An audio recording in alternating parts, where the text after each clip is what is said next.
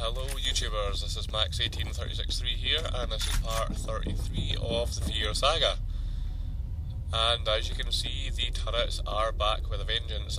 There's, I can't remember, I think 4 or 5 to deal with in this level now. We're on to interval 9 and sort of approaching the end stages of the game. But first and foremost, we've got more turrets to deal with. Now, I think the turrets have a bit of a glitch, which we're going to see at the end of the video, or sort of near the end. Basically, when the turrets sort of spawn from the ceilings, I suppose you could say, they seem to be impervious to damage for that first few seconds, and in fact, if you try to engage them in that first few seconds, it can sometimes cause the game to glitch, as we'll see later on.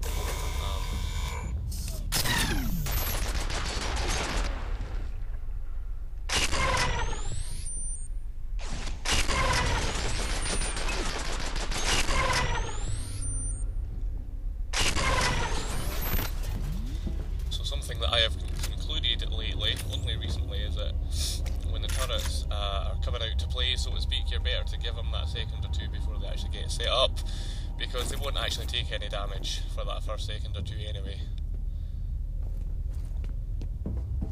I don't know, it's kind of weird. But by this point, hopefully you should have plenty of particle rounds, so usually 3-4 shots will take them down.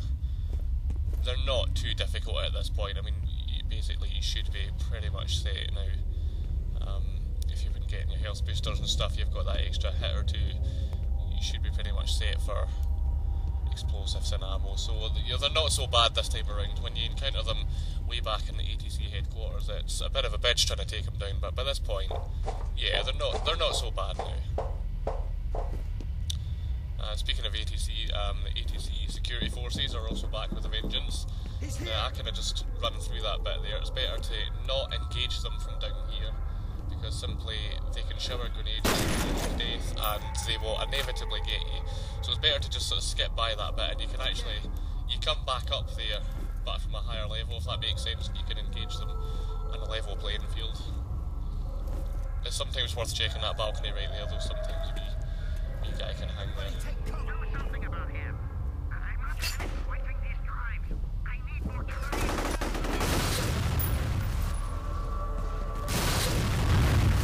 And of course that was the most annoying character in video game history, Norton Mapes. I don't know if I've actually mentioned this, but on his belt buckle he has 4 letters emblazoned in big bold letters. RTFM. Now, I've been reliably informed that those letters stand for read the fucking manual.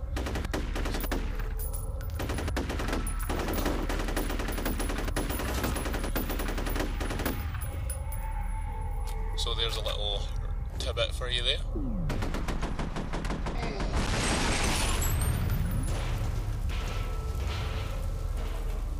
Now, I've been unable to confirm if that is what the 4 letters actually mean, but it kind of makes sense. That being said, he's still an annoying character. But there is an old saying that us Scottish people like to say, what goes around comes around. You'll get age duties one day.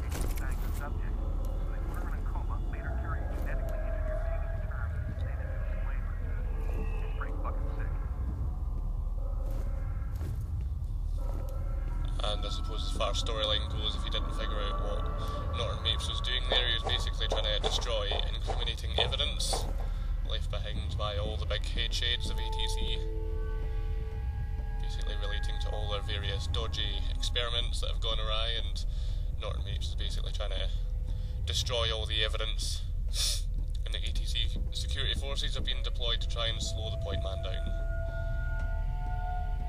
But since the Point Man is an unstoppable war machine, they probably won't succeed.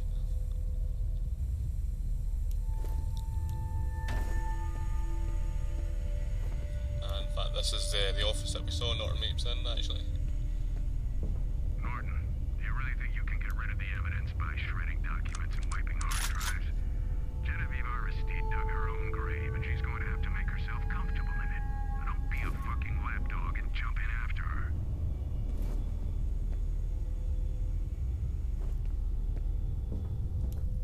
And that was Harlan Wade, another one of the big head shades of ATC. He's another one that gets his dues. We've got a man down.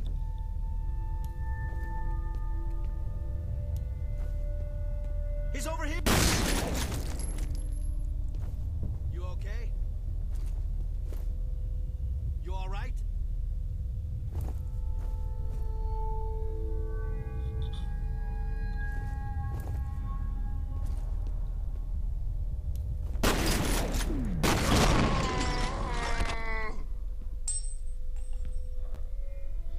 If you remember earlier on, I was telling you about soldiers up on the balcony and how it was better to just sort of run past them.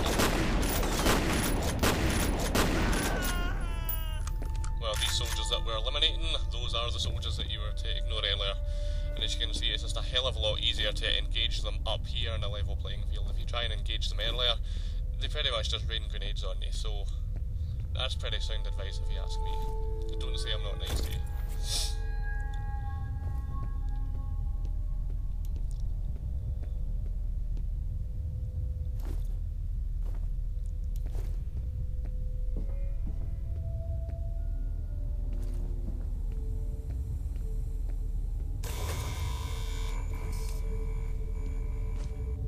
Now this room here is optional, you don't have to go in this room, it is possible to bypass it by going through the ventilations, but there's some goodies in here.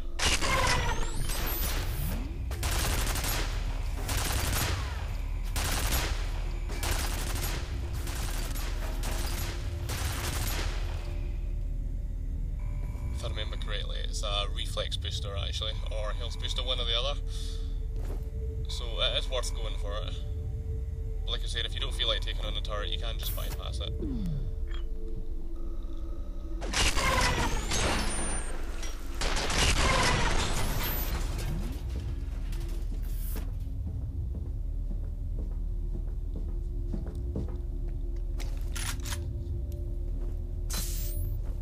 Yeah, what's a reflex booster? Of course, armour and a repeating cannon there if you want it as well. It's gonna blow.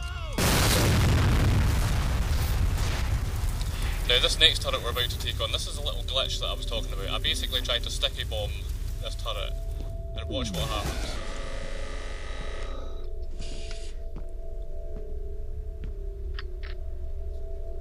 Anyone that can tell me what happened to that sticky bomb will get a prize, because I was absolutely confused. It's like it just disappeared.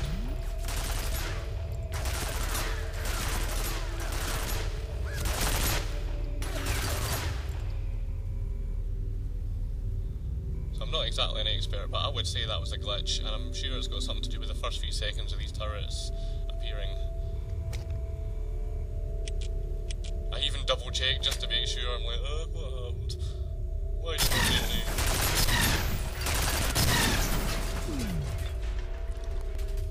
Still got him eventually though. And so that's pretty much a wrap for this one, so till the next time, behave yourself, and yeah, peace out.